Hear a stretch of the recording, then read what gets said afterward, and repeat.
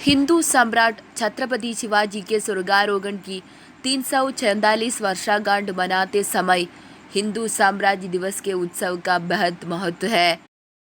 ज्येष्ठ 1674 के महीने में श्वेत त्रय पर हिंदू स्वाभिमान की शेर की दहाड़ सुनाई दी थी। हिंदू साम्राज्य दिवस एक शुभ अनुस्मारक दिन है, महादिन जिसने मुगलों के अहंकार को चुनौती दी और हिंदुओं के स्वाभिमान को जगाया। छत्रपति शिवाजी की शून्य से साम्राज्य स्थापित करने की वीर विजय ने हर देशभक्त को बहुत ऊर्जा दी है। शिवाजी का हिंदू साम्राज्य कोई धार्मिक अवधारणा नहीं थी, बल्कि यह एक शाश्वत परम सत्य की घोषणा करने वाले राष्ट्र का एक मॉडल था।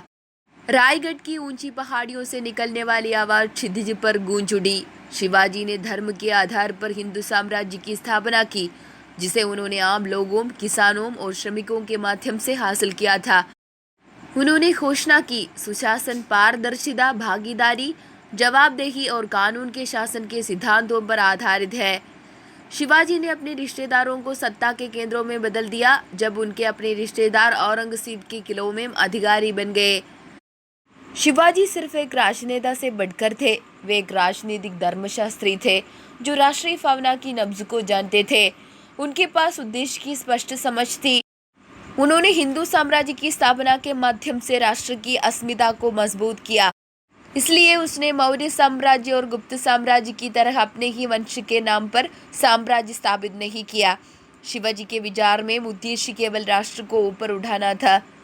उसका हिंदू साम्राज्य कब्जे वाली ताकतों के लिए एक चुनौती था। छत्रपति शिवाजी के शासनकाल को बिना किसी संदेह के इंगित किया जा सकता है। यदि कोई इतिहास से दिखाना चाहता है कि शासन का सबसे अच्छा उदाहरण क्या है, शिवाजी और उनके द्वारा स्थापित हिंदू साम्राज्य ने एक आत्मफूल गए लोगों को विश्वास दिलाने में एक प्रमुख भूमिका निभाई। एक तरह से शिवाजी आधुनिक हिंदू पुनर्जागरण की शुरुआत है। News desk, news India Hindi.